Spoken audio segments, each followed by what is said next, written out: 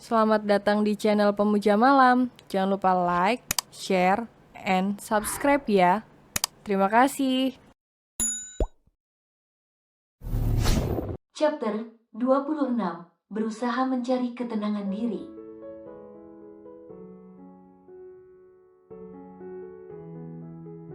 Tuhan pasti akan memberikannya pada kita.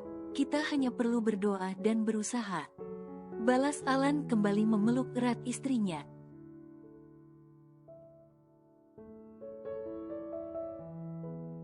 Di sebuah gudang tak terpakai, tempat penyekapan seorang wanita gila itu digunakan.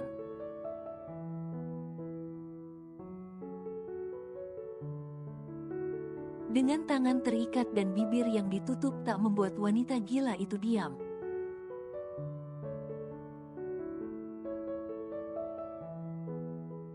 Diam brengsek, umpat Taraf menatap Livia penuh kebencian. Livia menggeleng, ia berusaha melepaskan ikatannya dan berharap bisa kabur, tetapi rasanya tidak akan mungkin.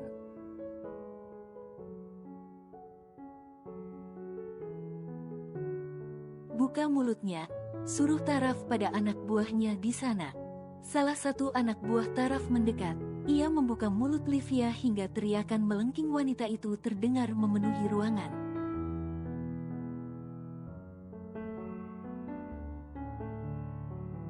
Lepaskan aku pria sialan, dengan menyekap dan mengikatku begini tak akan membuat anak dan istri bosmu itu baik. Baik saja, teriak Livia tertawa puas.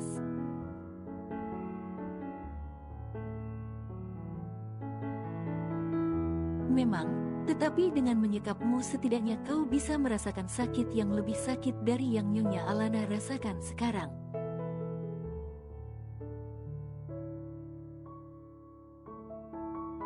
Balas Taraf tenang, diakhiri senyum devil yang menyeramkan. Ambil, pinta Taraf pada anak buah di belakangnya.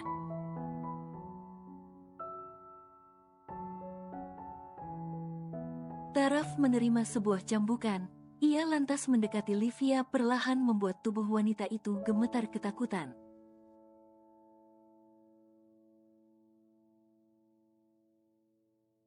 Ah, rintih Livia ketika cambukan pertama mendarat di bahunya.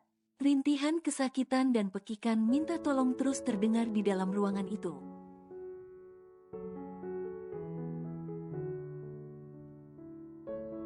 Tetapi Taraf seakan tuli dan terus memukili Livia dengan tak berperasaan. Darah sudah mengalir di beberapa tempat bekas cambukan. Barulah saat itu Taraf menghentikan cambukannya.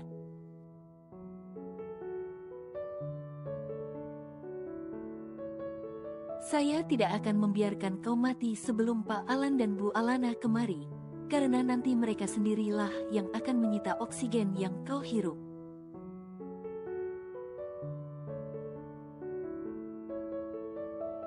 Ujar Taraf kemudian melempar cambuk itu begitu saja. Keadaan Livia benar mengenaskan, tubuh penuh luka dengan rambut berantakan dan wajah sembab penuh air mata.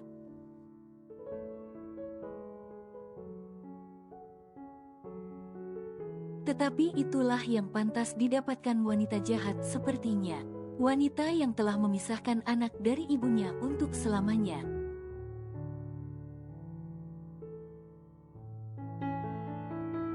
Alana tampak terus diam, tidak seperti biasanya yang bawel dan sangat cerita. Setelah pulang dari rumah sakit mereka memutuskan langsung pulang, tentu telah pamitan pada kedua orang tua mereka.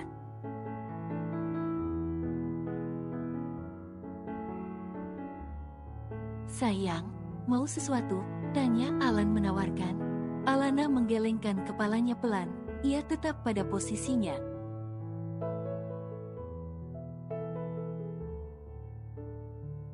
Menatap jalanan yang dilalui sambil tangannya tak henti mengusap perutnya sendiri, teringat akan anaknya yang sudah pergi meninggalkannya.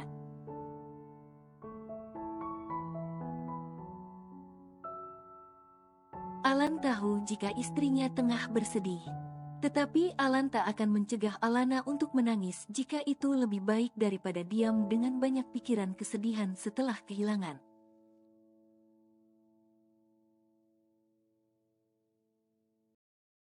Sayang, Aku haus. Kita mampir ke minimarket nanti ya, ujar Alan hanya dibalas anggukan kecil oleh Alana.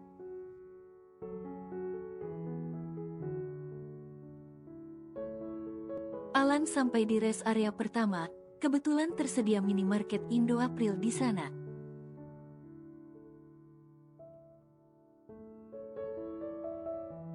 Alan segera turun untuk membeli minuman, es krim dan coklat kesukaan Alana. Ia melakukan itu agar sang istri bisa merasa lebih baik dari sekarang.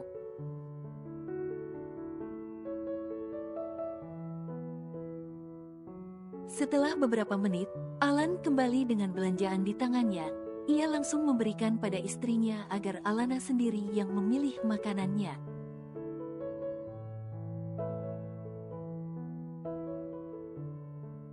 Sayang, ini es krim kesukaan kamu. Waktu itu kamu mau kan?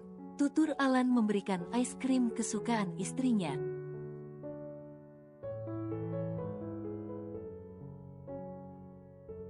Alana menoleh menatap es krim yang suaminya berikan. Tatapan matanya berubah semakin sedih ketika melihat bungkusan es krim yang menjadi objek ngidamnya beberapa hari lalu.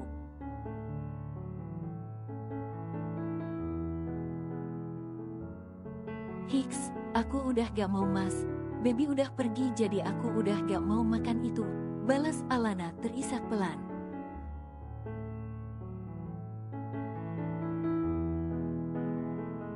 Alan terdiam sesaat.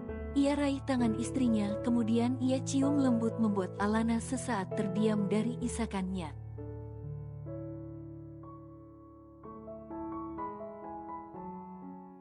Kita harus ikhlas sayang, baby sudah tenang di sana. Kita akan berdoa dan berusaha lagi untuk bisa dapat baby, tutur Alan dengan lembut.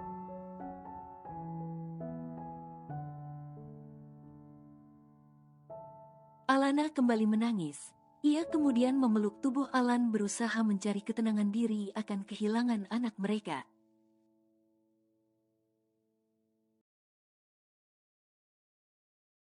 Alan membalas pelukan istrinya.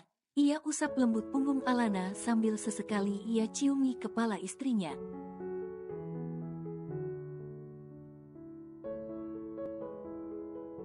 Di tempat lain waktu yang berbeda, di sebuah kamar apartemen cukup mewah.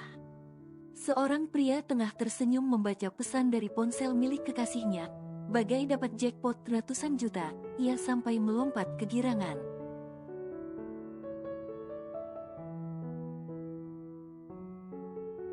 Tiba-tiba pintu kamar mandi terbuka. Fiona keluar dengan perasaan kesal kepada Vian yang tak berhati-hati.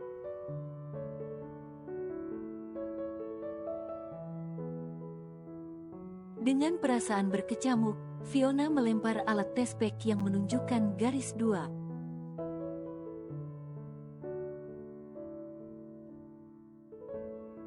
Vian, bagaimana sekarang? Tanya Fiona meninggikan suaranya.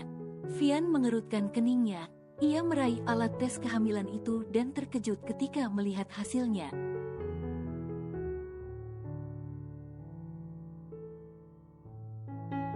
Kepalanya menggeleng. Ia belum siap menjadi seorang ayah ataupun menikah Yona. Masih banyak hal yang ingin ia lakukan di masa muda sekarang.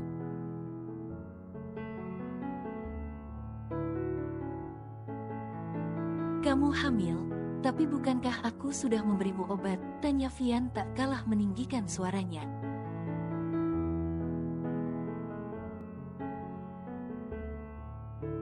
Berhenti bicara soal obat. Aku hamil dan kamu harus bertanggung jawab, jawab Fiona penuh penekanan di akhir katanya.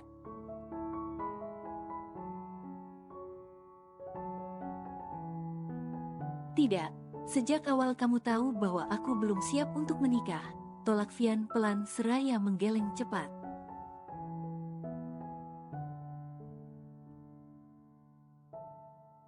Pria brengsek, kau mau berbuat tetapi enggan bertanggung jawab, hah? Teriak Fiona di depan wajah Vian.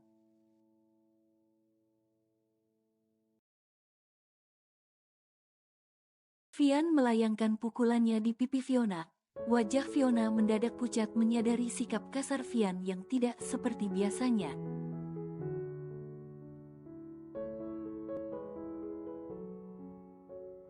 Fiona ingin menangis dan berteriak sejadi-jadinya karena pria yang begitu ia percaya ternyata sangat brengsek.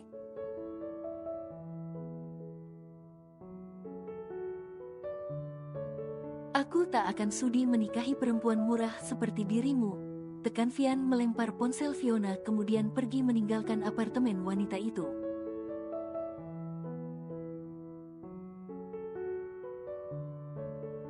Fiona menangis. Bagaimana bisa Fian menyebutnya murahan sementara pria itu sadar menjadi yang pertama untuk Fiona.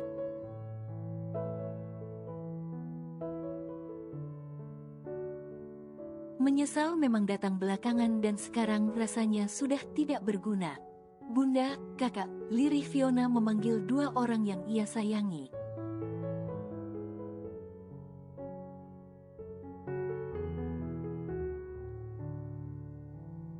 Alana merebahkan dirinya di ranjang diikuti Alan. Mereka baru sampai di rumah mereka langsung bersih.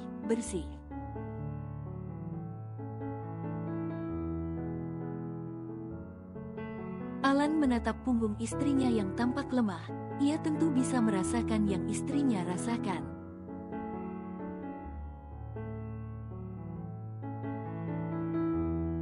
Mas, maafin aku. Suara bergetar Alana tiba-tiba menyapa indera pendengaran Alan.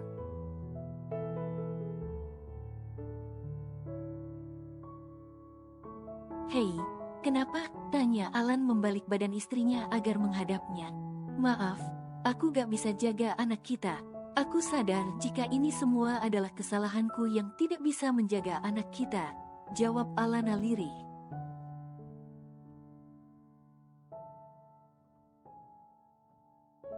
Alan menggeleng cepat, ia menarik Alana untuk duduk bersamanya, lalu menarik wanita itu ke dalam pelukannya.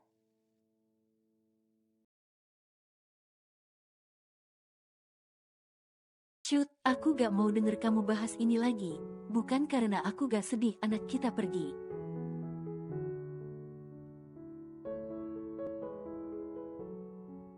Tapi apa yang sudah pergi harus kita ikhlaskan, sayang, tutur Alan dengan lembut.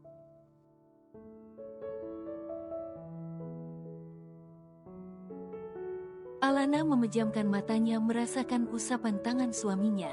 Ia mengalungkan tangannya di leher Alan untuk mempererat pelukannya pada tubuh hangat sang suami.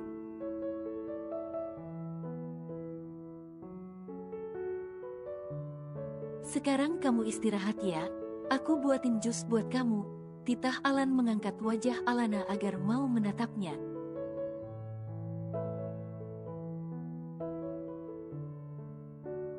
Alana menggeleng.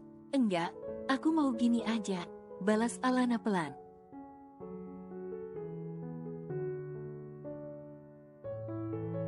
Alan mengerti jika istrinya butuh perhatiannya. Ia menyandarkan kepala Alana di dadanya dan mempererat pelukannya.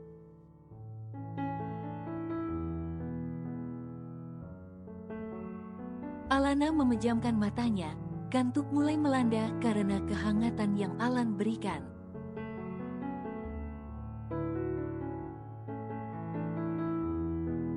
Hal yang sama akan rasakan, hingga keduanya sama-sama terlelap dalam mimpi indah mereka.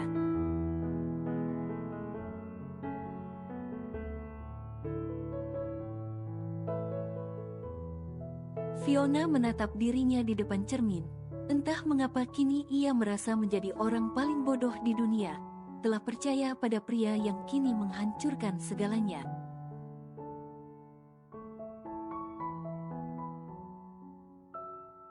Terlebih lagi ketika membaca pesan dari sang bunda yang mengatakan jika Alana keguguran.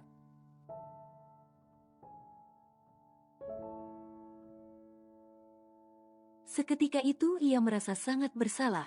Inikah yang ia dapatkan karena telah menjahati kakak iparnya?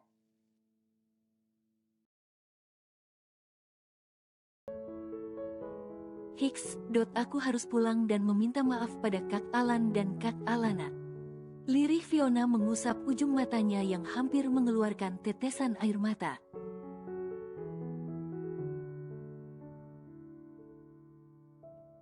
Livia, di mana dia? Apakah dia sudah ditangkap oleh Kak Akan? gumam Fiona yang tak mendapat kabar temannya itu.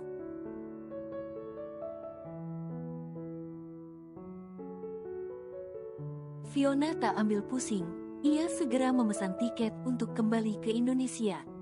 Ia sudah tak peduli dengan pendidikan, apalagi Fian.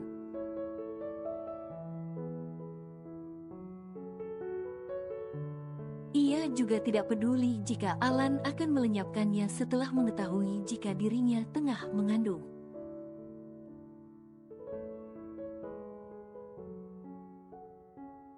Tetapi sebelum itu ia ingin meminta maaf pada kakak iparnya, istri dari sang kakak yang tak pernah ia hormati.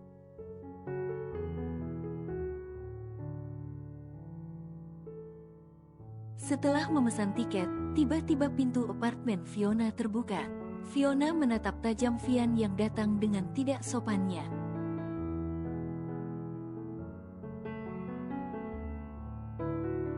Berani-beraninya ia masih ke sana sementara dirinya tak mau bertanggung jawab. "Mau apa kau?" tanya Fiona dingin.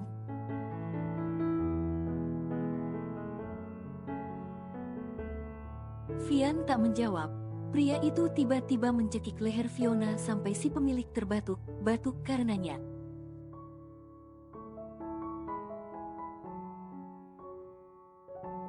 "Uhuk, uhuk, Fian lepaskan, uhuk, kau bisa membunuhku," ucap Fiona terbata sambil memegang pergelangan tangan Fian.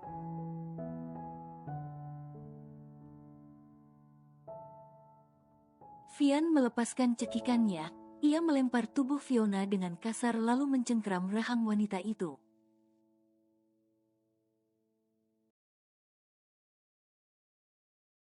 "Di mana kakakku, hah?" bentak Fian penuh emosi. "Aku tidak tahu." "Lepaskan," jawab Fiona berteriak.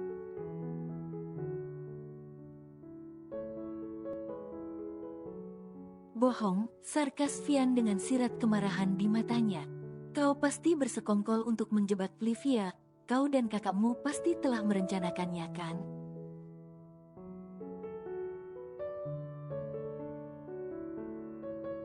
"Jawab," teriak Fian membuat Fiona berdecih. "Jikapun aku bersekongkol, maka saat ini kau sudah tiada, Fian." "Kau gila, hah?" balas Fiona tak kalah berteriak.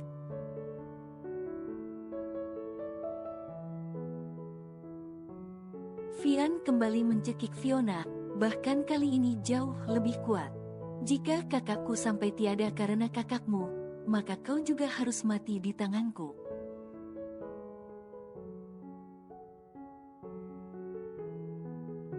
"Ini semua rencanamu, kau memperalat kakakku," ancam Fian kemudian melepaskan cekikannya.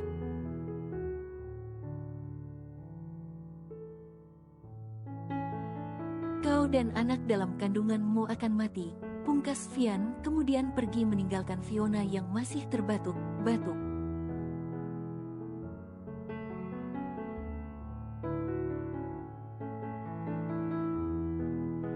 Alana berusaha untuk mengikhlaskan apa yang telah pergi. Hari ini ia akan memulai segalanya dari awal.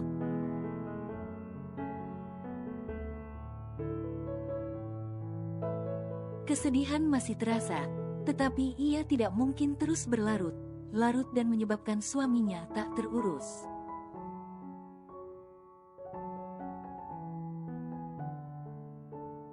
"Sayang, pagi-pagi begini," Alan sudah berteriak memanggil istrinya.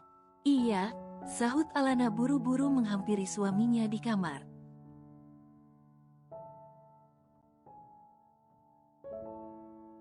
Alana mendengus melihat Alan masih menggunakan handuk, sementara jam sudah menunjukkan pukul 8 pagi.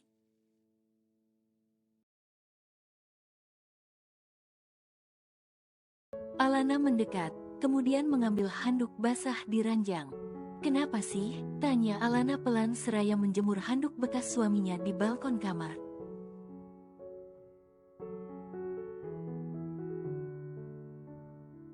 Alan tiba-tiba merengkuh pinggang istrinya dengan posesif.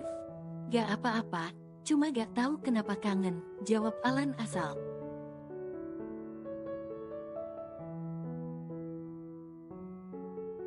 "Kebiasaan," Cibir Alana seraya menarik hidung mancung suaminya. Alan tak mau melepaskan pelukannya. Ia mengikuti Alana ke dekat lemari untuk menyiapkan pakaian kantornya.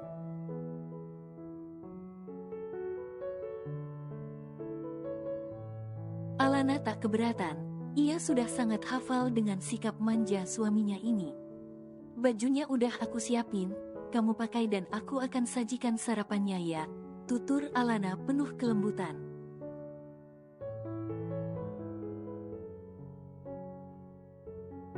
Makasih, cantik, love you, ucap Alan membuat Alana senyum dengan wajah memerah.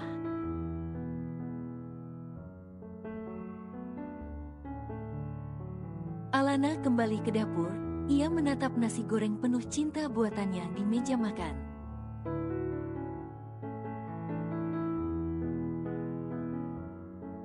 Alan begitu menyukai nasi goreng buatannya, karena pakai bumbu dan potongan bawang rasa cinta, begitulah kata Alan.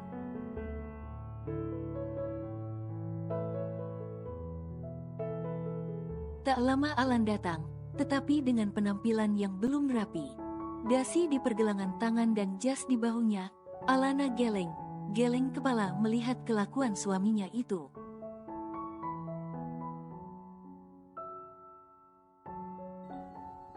Bersambung.